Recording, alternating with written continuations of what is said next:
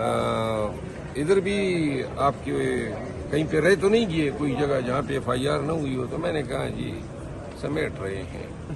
تو بہرحال قصور میں ہم نے جلسہ کیا تھا تو محترمہ کو شاید ناگوار گزرا تو پرچہ دیا ہے اور پرچوں کی تو ہم منتظر ہوتے ہیں.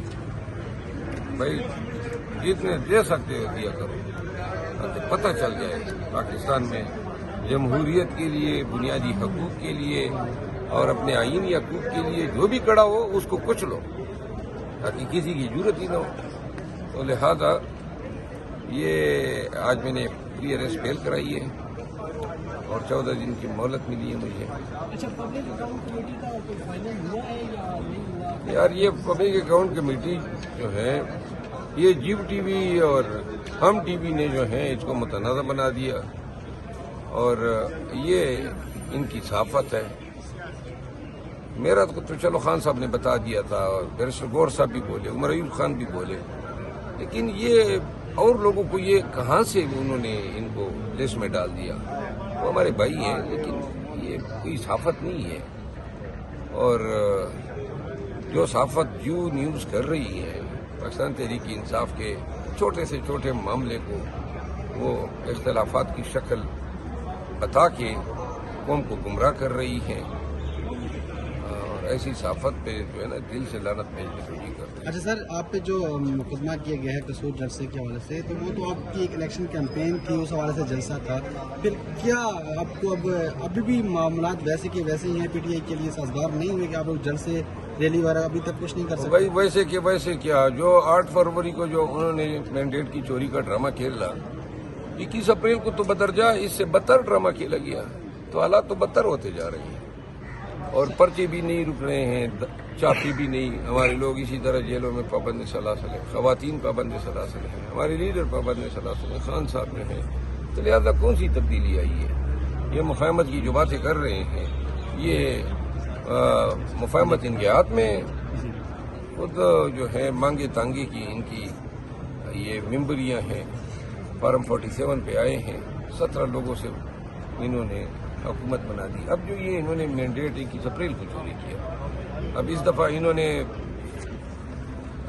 پریزائڈنگ آفیسر کو استعمال کیا فارم 45 پہ, کیونکہ ان کو پتا تھا کہ اگر فارم 47 والی سٹوری دہرائی گئی تو قوم جو ہے اور انٹرنیشنل کمیونٹی وہ پھر ہمارے اس موقف کو جو ہے اس کا اعادہ ہوگا جس میں ہم نے کہا تھا کہ 8 فروری کا مینڈیٹ 9 فروری کو فارم 47 کے ذریعے چوری کیا گیا ہے. سر, عمران خان کی رہائی کو لے کے کارکنان بہت سراپا احتجاج بھی ہونے چاہ رہے ہیں اور لوگ اب تو خود سے ہی نکلنا شروع ہو گئے ہیں, لوگ احتجاج کر رہے ہیں. کل بھی بنی گالہ میں احتجاج کیا گیا.